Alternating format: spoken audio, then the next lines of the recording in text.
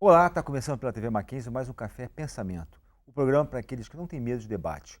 Hoje nós temos aqui a presença da professora Rita de Marque, do CCL, ou seja, do Centro de Comunicação e Letras da Universidade Presbiteriana Mackenzie, professora na área de História da Arte, que vai falar para nós sobre processos midiáticos a partir da obra do grande artista paulistano Alex Fleming. Professora, muito obrigado por ter aceito aqui o nosso convite. E eu queria então já começar perguntando o que Uhum. que são esses processos midiáticos da obra de um artista, como no caso aqui do Alex Fleming, que na realidade foi o objeto, por assim dizer, Uhum, do seu mestrado uhum. na área de artes. Ah, sim. Bom, em primeiro lugar, eu venho da área de artes visuais e da linha de ensino de arte, né? Então, a gente sempre foi uma preocupação, a aproximação da arte com o público, né? E esses processos de mediação, então, eles buscam aproximar a obra do público, tá? Então, é justamente nisso que a gente trabalhou com a obra do Alex Tá, então a Fleming, né? ideia é aproximar a Metodologias, obra processos. do artista para o público, né? Isso. E como é que foi esse processo que a senhora fez em relação ao Alex Fleming? Poderia contar um pouco mais detalhadamente? Sim. Bom, se você conhece, né? Você conhece a obra. Trata-se de uma obra pública que está no metrô. Qual é o nome da obra mesmo? Estação Sumaré, é aqui no metrô de São Paulo. E o nome Então, da obra do artista? é a Estação Ah, Sumaré. Estação Sumaré Ele mesmo, tá. propositalmente ele colocou o mesmo nome, né? O próprio nome da estação, né? Se torna a Estação Sumaré. E ali, então, tem algumas particularidades, porque quando você vai pensar, eu vou aproximar o público de uma obra que está dentro do museu, ou de uma obra que está, sei lá, um vídeo, por exemplo, que está na internet. Então, são outros, né? São outros pensamentos aí. Quando se trata de uma obra de arte pública, entram outras variáveis, né? Então, entram algumas particularidades, tá?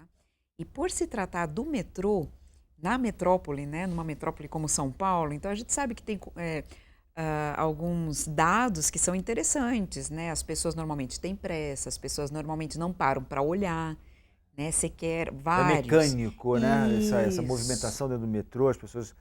Aliás, geralmente as pessoas nem olham para a cidade, né? Para as fachadas dos prédios, né? Fica tudo mecanizado, né? Exatamente. Então, esses aspectos, né, que são brutais na metrópole, parece que se tornam bastante evidentes junto à obra de arte pública.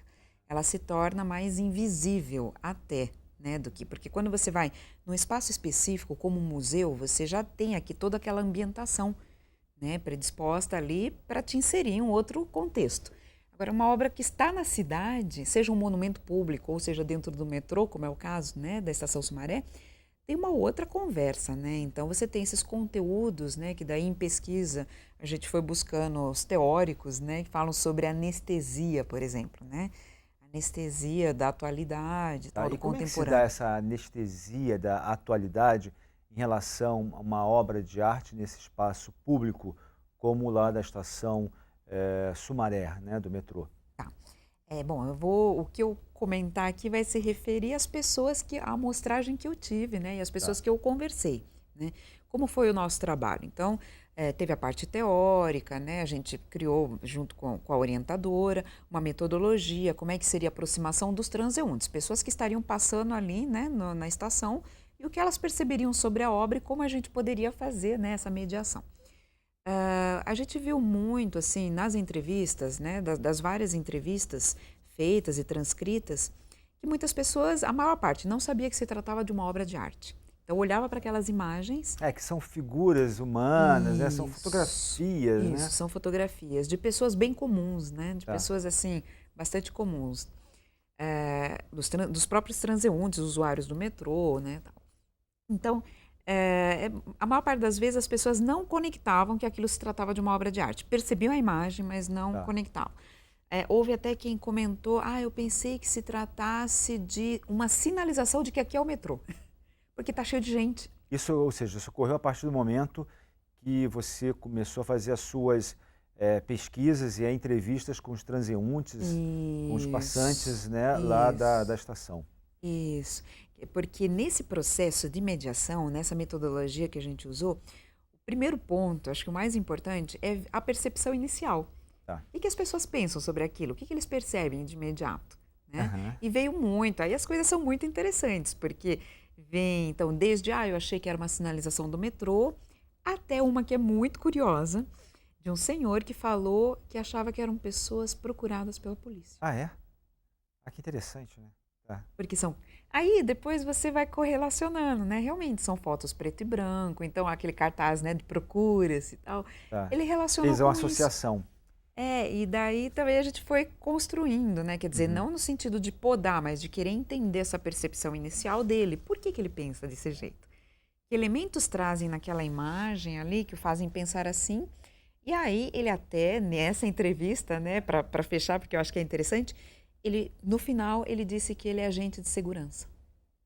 Ah, tá. Então, quer dizer, ele fez uma associação com o trabalho dele, né? Ou seja, Com o ele fez com um repertório. repertório Exatamente. significativo dele e Exatamente. fez essa associação. Exatamente. Isso foi comum ao longo da sua pesquisa, né? Dessa percepção das pessoas, elas sempre levam para o campo semântico, para o campo significativo da onde elas atuam, enfim, como é que se deu isso ao longo das suas pesquisas? Geralmente as pessoas, elas não fazem essa associação daquela obra de arte, né, que está ali com o seu significado próprio, ou elas costumam realmente levar, como aconteceu com esse senhor, para o seu trabalho, né? No caso da sua profissão, no caso dele, que era a segurança. Como é que é isso? Como é que foi isso? Sim, teve vários casos que realmente teve essa muito imediata, né? Ali, buscar olhar para a imagem e conectar com conteúdos próprios, né? Ali, como você falou, com as experiências, com essa bagagem experiencial. Isso acontece muito, acho que talvez seja o mais imediato mesmo, né? E que não invalida de jeito nenhum, a gente não acredita que invalida a leitura da obra. Por quê? Porque depois isso vai ajudar, justamente é aí que está o ouro, eu acredito, né? Porque aproxima da obra. Quer dizer, eu me aproximo mais daquele trabalho que até então era distante, quando eu me coloco mais próximo com os meus conteúdos, né? Com a minha bagagem, com a minha experiência, né? Seja o que for. Mas a gente não queria ficar só nisso, então a gente queria juntar essa percepção e esses conteúdos e aí colocar questões sobre a obra em si, né? E daí você tem um processo que ele vai agregando tudo isso. Certo. Então, quer dizer, não para nem, eu nem imponho, olha, presta atenção, se trata de uma obra de arte, assim, assado, quer dizer, você não quer colocar, empurrar informação, mas você também não quer que o cara fique só com aquela interpretação primeira, né? A gente quer conjugar tudo isso no processo de mediação. E aí, como é que se dá inicialmente esse processo de mediação, né? De fazer essa ponte entre o transeunte que tá ali passando ali no caso a estação do metrô e a obra de arte que de certo modo compõe por si e em si o cenário ali da estação.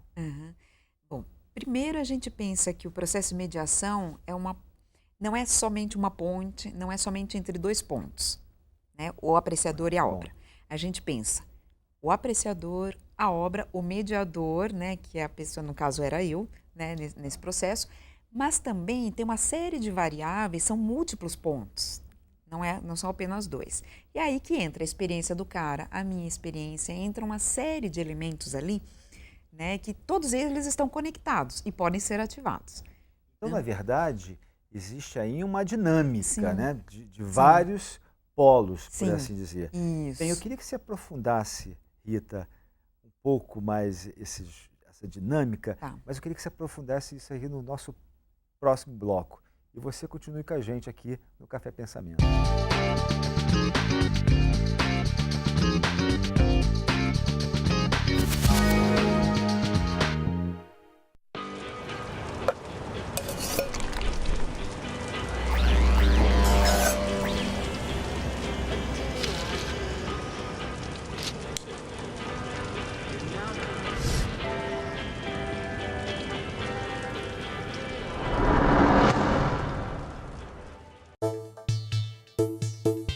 Suas ideias têm futuro.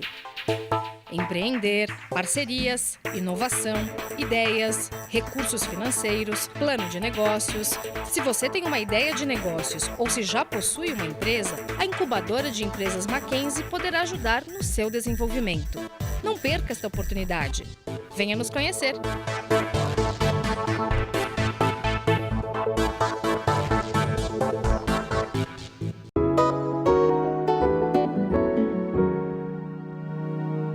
A dica de livro de hoje é O Velho Mar, do Ernest Hemingway.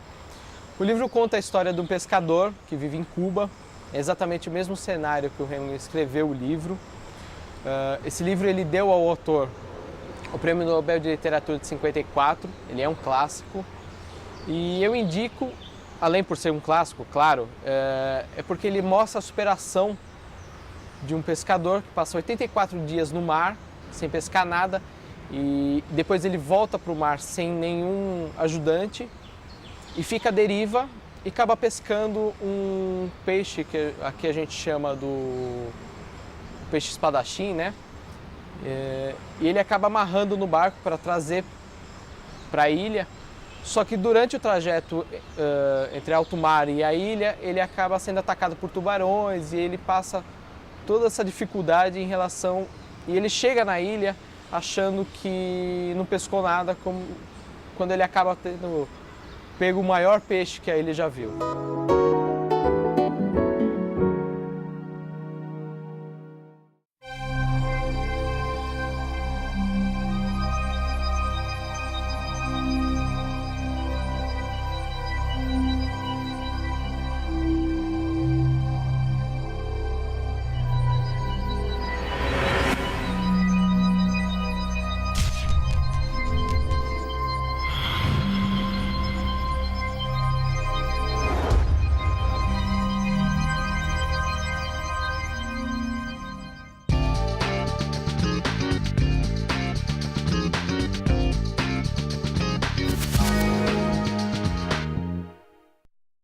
Olá, estamos de volta ao Café Pensamento, hoje com a participação da professora Rita de Marchi, professora de História da Arte, aqui da Universidade Presbiteriana Mackenzie. Nós estamos falando hoje sobre a mediação entre o espectador de uma obra de arte, principalmente obras de arte que estão no espaço público. Professora, nós estamos falando no bloco anterior a respeito da sua pesquisa, né, dessa mediação em relação a uma obra de arte no espaço público. E a senhora disse que, na verdade, não é só um polo, né? Ou seja, a obra e quem está percebendo a obra, mas também de outros polos, como, por exemplo, na sua pesquisa, você própria. Sim. E aí eu queria que você aprofundasse como é que é essa dinâmica desses diversos polos que compõem essa mediação. Eu acho que ter essa compreensão, né, de que é uma rede de conexões facilita muito. Tá? Ter essa compreensão. Então, o que acontece? Existem teóricos que vão falar sobre isso, metodologias de leitura. O que a gente usou... Assim, em linhas gerais. Um que a gente usou muito é o Robert Ott, é um professor norte-americano, tá, de uma universidade norte-americana, e ele se deparou, como é que ele construiu essa metodologia de apreciação, de leitura de imagem, né? Ele se deparou com um problema. Como é que ele olhava, como é que ele levava os alunos, né, no museu e trabalhar com obra de arte contemporânea, onde você não tem uma história, você não tem o pilar da história, né, para se segurar. E aí ele construiu uma metodologia que, como uma coluna que é super rígida, por sinal, na metodologia dele, né, que você começa com uma leitura formal, ou seja, o que você está percebendo de imediato, né, cor, forma, linha, textura, tal. E aí vai aprofundando para aspectos mais subjetivos. E o mediador, por meio de perguntas, vai lançando perguntas para o apreciador, né, em frente à obra, ou à reprodução, à imagem, né, vai lançando perguntas para instigar, para tirar, né, elementos ali, né, essa construção. E ele tem, então, essas fases, né? Tá. Então, começa com análise formal, depois aspecto subjetivo, e aí vai para significado mesmo. E, por fim, o mediador coloca algumas informações realistas mesmo, né? Ali sobre a obra, mais concretas, tal, né? Sobre quem fez, a data, etc. Né? O contexto em que está inserido e tudo mais. A gente usou essa metodologia. Só que com flexibilidade, eu acho que isso Tá. que é o diferencial. Ah, é? Porque às vezes você começa com a leitura, olha a cor, e o cara não fala da cor. O cara fala Tá. da cor e em seguida ele engata que ele tem uma lembrança de tal coisa. É que isso é interessante, porque quem está vendo é sujeito, né? E é isso que você tinha Claro. falado anteriormente. Quer dizer, não se trata só.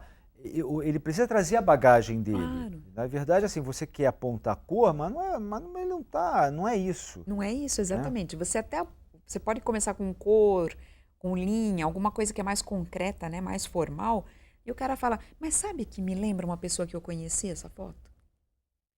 E aí você não vai desprezar isso de maneira nenhuma. É rico, é aí que está a riqueza, porque ele se aproximou. Ah, lembra quem? E por quê? Ah, porque o semblante está meio pesado. E me lembra alguém que, sei lá, que eu encontro, me lembra as pessoas que eu vejo no próprio metrô. Isso é a maneira mais imediata dele tomar Sim, contato com sim. uma obra de arte. No entanto, como é que é esse processo dele começar, digamos assim, fazer uma leitura Uhum, daquela obra, uhum. agora não mais, digamos assim, com a sua bagagem, com a sua subjetividade, mas tentar ler a obra naquilo que ela quer expressar, Tá. né? É um diálogo, na verdade, né? Eu acho que é um diálogo mesmo entre o que esse sujeito. Aí que a tarefa do mediador é muito, muito imediata, né? E muito sensível. Porque ele tem que conectar essa brecha, né? Para colocar. Mas vamos voltar aqui para a imagem, porque senão seria uma conversa trivial. Claro, Né? claro. Não seria uma conversa trivial. Não, mas vamos voltar. Como é que está o semblante? Você falou da tua memória, né? Da tua lembrança. E aqui, como é? E o outro, e o outro. Então você vai ajudando a criar conexões, mas sempre volta para a obra. E é no sentido de fazê-lo enxergar, né? Pelo menos o objetivo é esse, né? Fazê-lo despertar a percepção e enxergar mais coisas que ele não havia visto Tá. ainda. Então, professora, na realidade, não podíamos falar que esse trabalho também está voltado para uma questão educacional, né? Sim. Uma questão da educação Sim. do olhar e da educação do humano diante ao que está ocorrendo ao seu redor, poder trabalhar essas diferenciações no espaço público. Como é que se dá essa questão desse processo? Na verdade, é um processo educacional, no final das contas? Esse olhar? Eu acredito que sim, eu acho que é educação no sentido mais amplo mesmo, sabe? Que não se restringe apenas nós estamos falando de obras de arte visuais, né?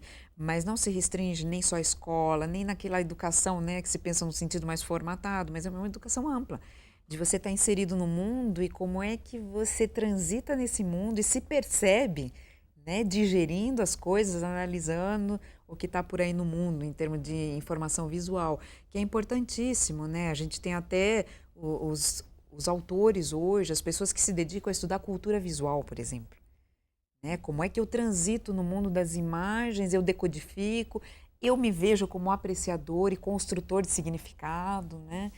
Então, seja de uma obra de arte, seja de uma imagem que aparece na TV, seja na revista, o que for, né? São imagens. Como é que eu transito nisso tudo? Eu acho que a educação no sentido mais amplo e até libertário mesmo, né? Agora, falando no Alex Fleming, Uhum. qual era o propósito dele, no final das contas, Tá. ao fazer essa obra de arte lá para a estação Sumaré? Bom, a maior parte dos entrevistados não ficou muito distante do significado em si, né, da obra ou da intenção do artista, né, se a gente pode dizer. Nesse caso, é uma obra que tem uma intenção mais específica, né, então porque nem todas obras de arte contemporânea têm essa intenção tão focadas, exatamente. Bom, a Estação Sumaré, ela tem um diferencial que o projeto da obra foi feito junto com o projeto da estação. Então, por isso, ela parece estar tão bem conectada, tão bem inserida no seu ambiente, né? É um site específico que está muito bem colocada ali, tá? E o sentido, o Alex trabalhou, então, com fotografias de pessoas, tá? Tirada meio daquele esquema 3x4, naquele formato, né? Transeuntes, pessoas simples, comuns, né? Que ele usou em outra série, por sinal, ele tem a série Paulistanos. Então, são as mesmas imagens. E quando ele insere naqueles corredores de vidro, então, ele cria mesmo uma conexão de pessoas comuns, os paulistanos, com pessoas comuns que transitam por ali, né? Mas o diferencial, que eu acho que é o que prende, é que tem alguns textos junto, né? E os textos, eles estão colocados sobre as imagens das pessoas, só que eles não são de uma leitura tão fácil, porque as letrinhas estão um pouco embaralhadas, estão fragmentadas, tal, né? Então não é uma leitura tão rápida. Precisa decodificar um pouco ali. Exige uma certa atenção, né? Exige. E que, na verdade, é isso que não ocorre no nosso dia a dia, né? Estamos desatentos a tudo. Exatamente. Então, se a imagem dos transeuntes, a imagem, né, dos fotografados ali é rápida, se percebe muito rápido, né? O texto não. E isso intriga, né? Normalmente você vê as pessoas tentando decifrar as letras, até para procurar uma explicação para tudo aquilo, né? Se você vê um texto, né, tenta se dedicar àquele texto. Alguns conseguem, outros não conseguem, depende do tempo, depende da dedicação, do repertório e tudo mais, né? Mas é um enigma ali a ser decifrado, né? E são poesias, né? E aí é um dado mesmo, são poesias de vários períodos, poesias brasileiras, autores brasileiros, tal, de vários períodos. Cada imagem tem uma poesia colocada de uma forma, né? Um trecho, na verdade não é poesia inteira. E isso, então, cria... As pessoas, às vezes, reconhecem. Nossa, mas eu já vi isso em algum lugar. Eu lembro de alguma coisa. Então, ali, você vai puxando, o que é interessante, né? Você vai puxando... eu me recordo. Aí a pessoa se lembra da poesia inteira, por exemplo. E percebe que, nesse mundo que nós estamos lançados, há uma necessidade de parar, né? Mesmo no metrô, há uma necessidade de parar. Professora... Adorei aqui a entrevista, mas infelizmente o nosso tempo acabou, né? Tá? Obrigada. Então, agradecê-la, né? Obrigada. Eu que agradeço. Não sei se você quer dar algum recado, alguma coisa. Eu agradeço a oportunidade, para mim sempre é um prazer, né? Para o pesquisador falar do seu objeto e tal, eu agradeço a oportunidade. Joia. Eu também queria agradecer a você e hoje fica para nós da importância que quando você estiver andando por aí, pare um pouco, né? Observe a sua cidade, né? Entre em contato com as obras que a nossa cidade oferece. E até o próximo Café Pensamento.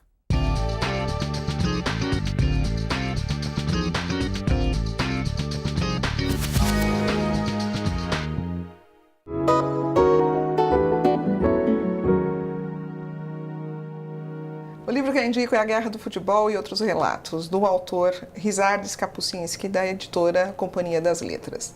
O livro é bastante interessante porque, como o autor foi um correspondente internacional da Polônia, ele fez cobertura das revoluções na África, na Ásia e na América Latina. E nos seus relatos, neste livro, ele apresenta todos os fatos, inclusive a sua vivência dentro desses aspectos. Também apresentando aspectos culturais desses países e fazendo sempre uma comparação com países desenvolvidos. O título do livro, A Guerra do Futebol, se refere à guerra que aconteceu entre Honduras, revolução entre Honduras e El Salvador e que teve sua finalização com o jogo de futebol.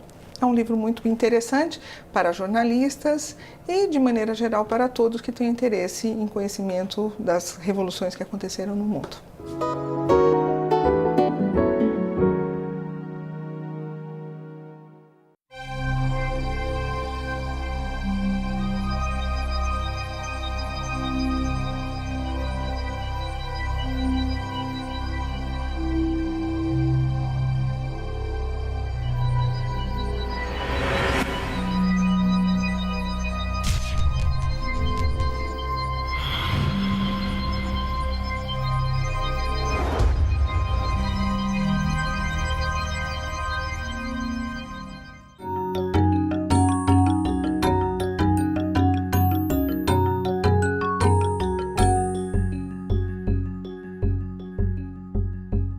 Apesar de ser condenado, o trote universitário ainda é praticado em muitos lugares. Mas o que muita gente não sabe é que esse costume de humilhar e cortar os cabelos dos calouros tem uma origem ancestral.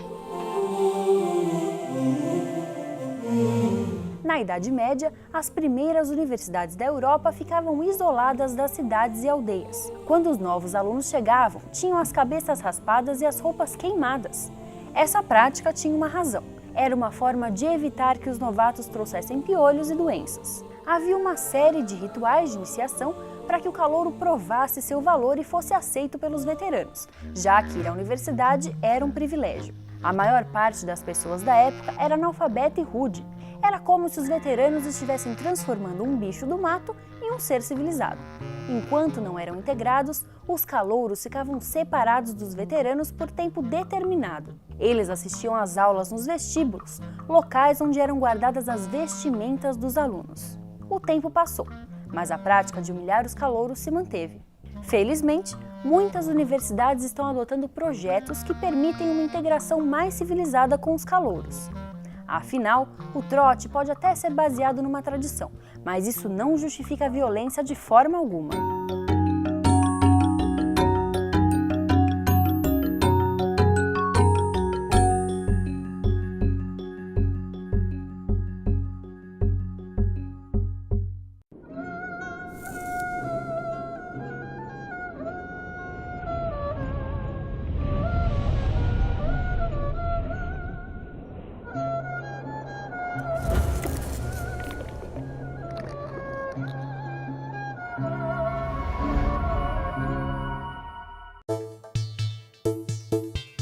Suas ideias têm futuro. Empreender, parcerias, inovação, ideias, recursos financeiros, plano de negócios. Se você tem uma ideia de negócios ou se já possui uma empresa, a incubadora de empresas Mackenzie poderá ajudar no seu desenvolvimento. Não perca esta oportunidade. Venha nos conhecer!